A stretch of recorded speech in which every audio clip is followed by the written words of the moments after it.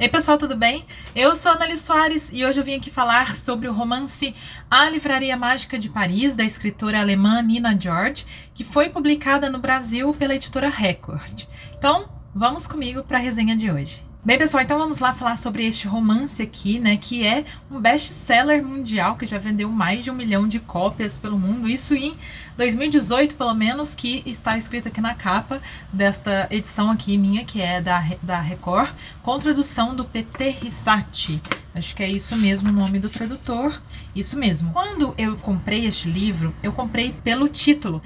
Me chamou muita atenção, é claro, eu acho que qualquer leitor apaixonado fica assim maluco com esse título, assim, A Livraria Mágica de Paris. Eu fiquei imaginando essa livraria, o que seria essa história, e já me deliciei, porque, ai, Paris, né, tipo, eu gostei muito de lá quando eu a conheci, quando eu viajei, e eu comprei naquela pegada, tipo assim, esse vai ser um livro que eu vou ler para descansar, que eu certamente vou me deleitar, né, que eu vou viajar e vou refrescar a cabeça e vai ser ótimo. Aproveitei que ele foi a leitura, né, do Clube Paris de Histórias, e aí eu pude ler conjuntamente. Depois a gente discutiu numa reunião num grupo do Zoom, e foi bem bacana, assim, com algumas mulheres.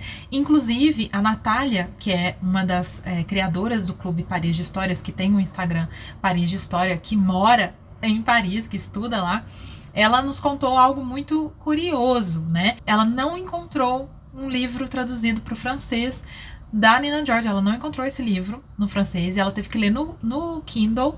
Ela leu um e-book no português. Ela queria ter lido em francês e não achou. Não achou. Isso a gente achou muito curioso, né? A gente ficou se perguntando por que será que isso acontece? Será que os franceses ressentem, né, da Nina George tomarem, né, o lugar ali e fazer uma história?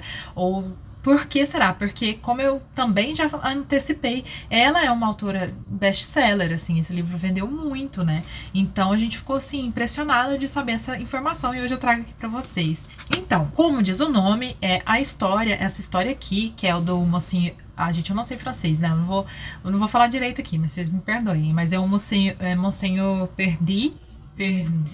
Tem uma livraria, que na verdade é uma farmácia literária. Ele é um farmacêutico literário que é num barco que fica ali, né, no Rio Sena, né? Então, assim, esse cenário, assim, essa temática já vai te levando, né? E aí eu fui toda lendo, né? Ai, vamos ver o que é.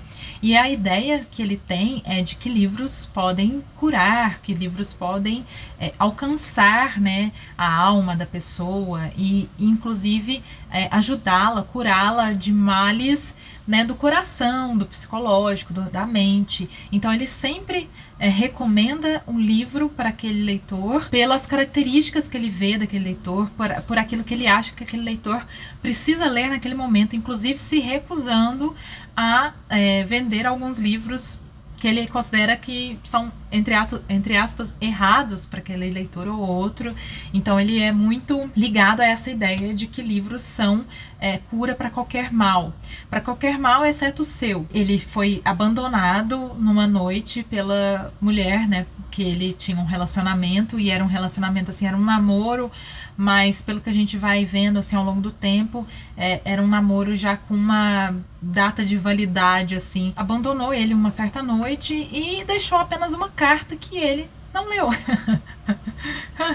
Tipo, isso pra mim foi, né, mas tudo bem, cada um lida com a dor de uma maneira, né? Mas enfim, essa carta tá ali há 20 anos, e ele nunca abriu, e ele guardou num móvel que ele também abandonou lá nesse quarto.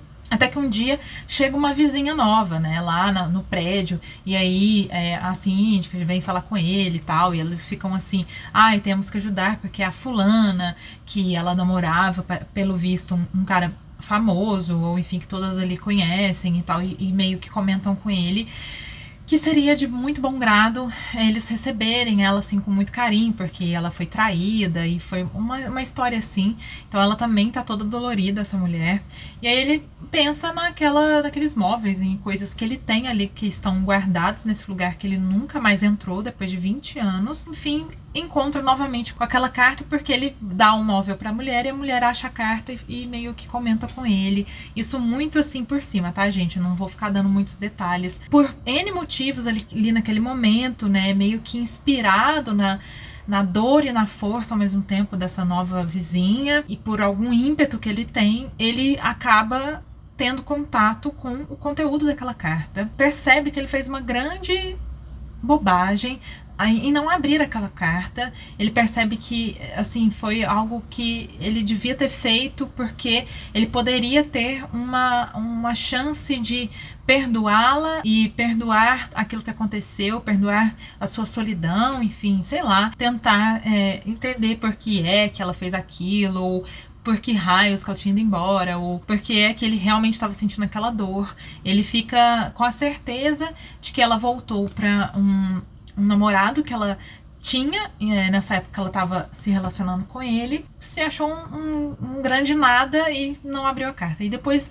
numa vontade de se reconciliar, né, com este passado e tal, ele decide, assim, num supetão, pegar o seu barco, né, sua farmácia literária, e navegar pelo Sena a caminho de uma cidadezinha do interior, que é a cidade da Manon, né, que é essa mulher amada dele. Aí, na hora que ele tá se decidindo, aparece ali, ele dá um pulo no barco e deixa inclusive coisas caírem ali no rio Sena, que é o Max Jordan, que é um escritor muito jovem, que é um best-seller. Acontece que ele vive essa coisa do fantasma, né, do primeiro livro ser um puta sucesso, e aí de repente ele precisa escrever o segundo e fica com esse bloqueio criativo. E ele já frequentava a farmácia, então ele fala, por favor, deixa eu ir com você, eu quero sair daqui e tal, porque ele era muito famoso, as pessoas ficam vindo, pedindo pra ele tirar foto, autografar livro, e ele meio que tá de saco cheio disso e tá muito bloqueado. Então, por também um ímpeto, ele decide acompanhar o Monsieur Perdit onde quer que ele fosse, né? Vamos pausar aqui a história e agora eu quero dar uns detalhes. Ficou com essa mulher durante 5 anos, né, a Manon. E ela foi a Paris para estudar e tal, e ela já tinha esse namorado, que é um noivo, né, que ela tinha. Mas ela é uma mulher muito livre, sabe? Ela é uma mulher que não quer se acostumar com aquilo, não se resigna a continuar a sua vida que estava levando lá, embora ela goste daquilo, ela ame aquelas pessoas que ela deixou, goste do lugar, mas ela vai para Paris passar esse tempo para fazer um curso, para estudar, também para ter contato, né, com a cidade grande, né, com a metrópole e todo o universo da arte de Paris. E aí lá ela conhece o Monsieur Perdit, que há 20 anos e tal. No meio da narrativa, né, que a gente vai acompanhando do Perdit, do Max Jordan lá no Rio e tal, existem alguns fragmentos de um diário que ela escreve, né? E a gente entende que esse diário ela escreveu, né, depois de ter deixado o Perdit lá em Paris e voltado para o interior. E também há recortes de algumas receitas culinárias que depois vai aparecendo mais por causa de um outro personagem que aparece no meio do caminho do Perdit e do Max Jordan. Eu não sou uma leitora muito assídua de romances românticos, sabe? E eu sou bem chata com isso. Por muitos momentos eu me irritei com ele, com o Perdit, porque eu achei, tipo, é porque aí vem meu lado não muito romântico, mas me irritava, sabe? Esse jeito dele ficar... Nossa, ele não... E assim, tudo bem, né? A personagem, ele não trabalhou bem o luto do relacionamento. Faz 20 anos que uma mulher que passou na vida dele por 5 anos foi embora e ele é muito ressentido. Então, às vezes eu ficava tipo, meu Deus, sabe? Acaba logo com isso. Mas eu acho que também essa ideia da autora dessa viagem, porque é essa viagem que vai dar essa oportunidade a ele de finalmente viver o luto. E eu entendo isso tá certo, só que a gente se irrita porque parece que você quer dar um tapa na cara dele e falar, meu filho, viva a sua vida, sabe? Mas enfim, tudo bem, isso ok. Só que o meu problema são com frases muito feitas, coisas que você já ouve falar muito, sabe? Dessas frases de internet, assim, soou isso pra mim, né, gente? Isso foi uma coisa que pra mim foi bem importante para que a leitura não fosse tão fluida quanto eu imaginava que fosse ser. Eu vi esse livro como aquele livro que eu fosse devorar e que eu não fosse querer parar de ler, e não aconteceu isso. Eu tava lendo ele, acho que mais uns 2 livros, e eu dava prioridade aos outros 2 livros. Eu gosto muito de frases curtas. Eu gosto desse trabalho de escritores, né, que fazem e tal. Porém, eu acho que aqui ela extrapola umas frases que não precisavam. Não tem por que ter feito isso. Podia ter posto uma vírgula e pronto. Assim, muito detalhadamente, gente. Mas eu tô apontando porque de verdade me incomodou. Não costumo apontar coisas tão minúsculas assim em resenhas quando é sabe, uma hora ou outra, quando não é. Mas aqui é realmente um negócio que, meu Deus, teve uma hora que eu falei, por que tá fazendo isso? A leitura não tá fluindo porque fica... sabe, toda hora, ponto. Mas enfim, é claro que há pessoas que não vão se incomodar. Por exemplo, eu conversei lá no grupo e essa questão, por exemplo, da pontuação não incomodou, né, as outras pessoas que estavam participando. Isso é minha coisa. Vamos voltar pra história. Eles estão no barco, os 2, eles estão num perrengue danado, porque o Max Jordan deixou a carteira dele cair no rio, né, então eles estão lá meio sem grana e tal, e o Perdi fez um negócio totalmente no impulso, então ele não se preparou, sabe? Eles estão com umas comidas nada a ver lá dentro do barco, tipo feijão branco, comida de gato, e tem 2 gatinhos, isso é muito fofo.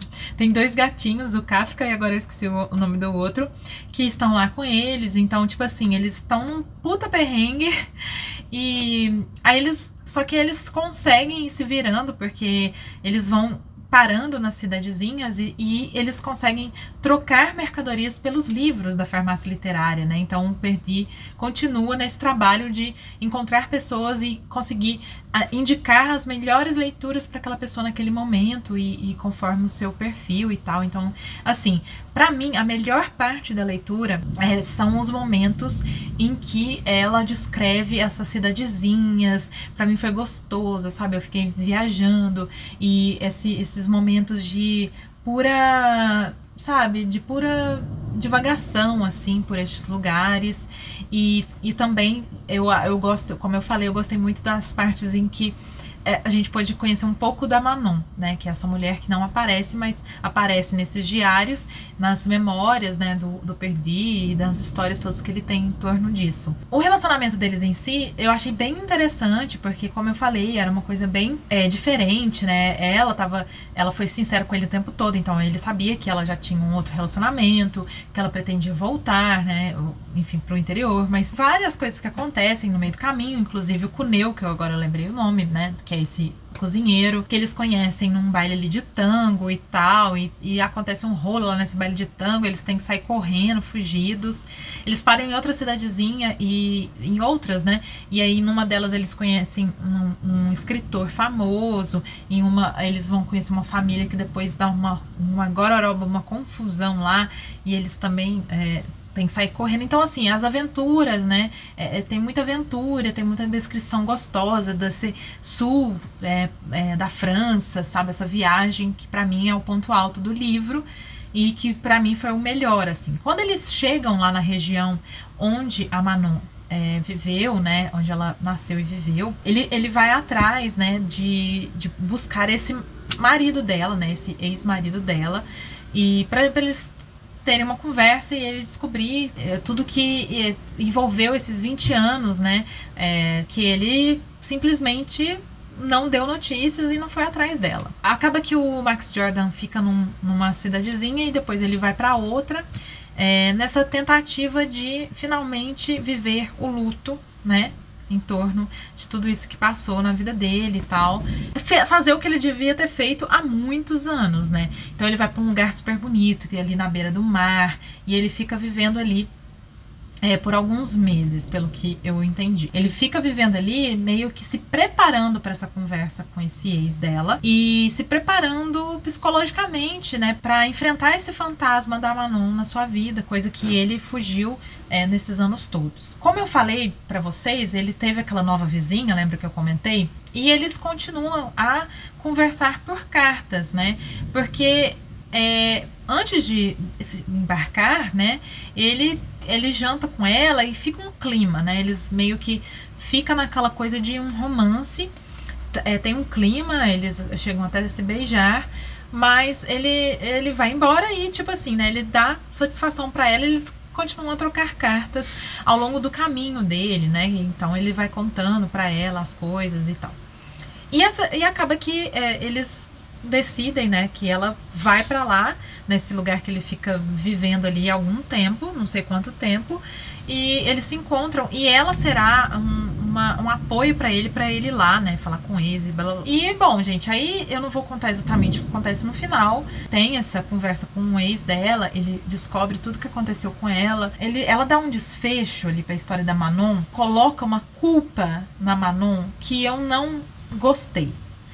A Manon fica, tipo, culpada por ter se envolvido com outro homem, assim, de ter ido embora ao mesmo tempo. E pela descrição dela anterior, por todas as memórias do Perdi, pelo que o ex-marido dela fala, pelas cartas, enfim, pelo diário, pra mim não era aquela Manon, eu não entendi a culpa pesada que ela pôs ali na Manon nos desfechos, né, das histórias da Manon. E isso eu não gostei, assim, eu falei pras meninas, poxa, tipo, pra mim a Manon tava sendo incrível, essa é uma personagem forte, uma personagem decidida, e de repente parece que ficou uma coisa muito, sabe, num tom, até tudo bem, sabe, tipo, ter culpa e não sei o que lá, mas o tom mudou muito de uma hora para outra, foi muito repentino. Outra coisa que me incomodou bastante foi que aí eu também comentei lá no grupo, né, que eu achei muito inconsistente a construção da relação das personagens no livro. Porque assim, o Perdi era um cara super solitário, ele era um cara super, meio até antissocial, embora ele tivesse essa livraria e se relacionasse com seus clientes, mas ele era um cara muito fechado e encerrado, né, por causa desse rancor que ele levou por 20 anos, por causa desse abandono que ele sofreu, com grandes dificuldades de se abrir e de confiar em outras pessoas, né. De repente o escritor que ele nem gostava, assim, pula e tal. E a construção, assim, do relacionamento dos dois, pra mim, foi o melhor que teve no livro, porque ele vai criando um afeto muito legal, isso é um ponto alto do livro. Com as outras personagens, eu acho tudo muito rápido, muito, sabe, inconsistente. De repente eles param numa cidade e aí não sei o que acontece, e aí já conhece, já tá apaixonado, sabe? Então, assim, algumas coisas que eu achei muito fora do tempo, né, da realidade, e fora do tempo da personalidade dos personagens, assim. De todo modo, eu até comentei lá no meu vídeo de leitura de novembro de 2020, que eu li e gostei. Foi um livro que, ok, sabe, tipo, eu gostei, pra mim foi interessante, cumpriu com a tarefa, talvez, de me descansar a cabeça, de ser uma leitura não muito pretensiosa. Então é o que eu posso dizer sobre ele. Agora me conte aí nos comentários se você já leu, se você já leu outros livros da autora, se você gostou, o que você achou, se você concorda ou discorda comigo, né? Claro, a gente tá aqui para bater um papo, sempre respeitando as opiniões minhas e as suas, e espero que vocês tenham gostado dessa resenha. Eu vejo você no próximo vídeo. Um beijo grande e até!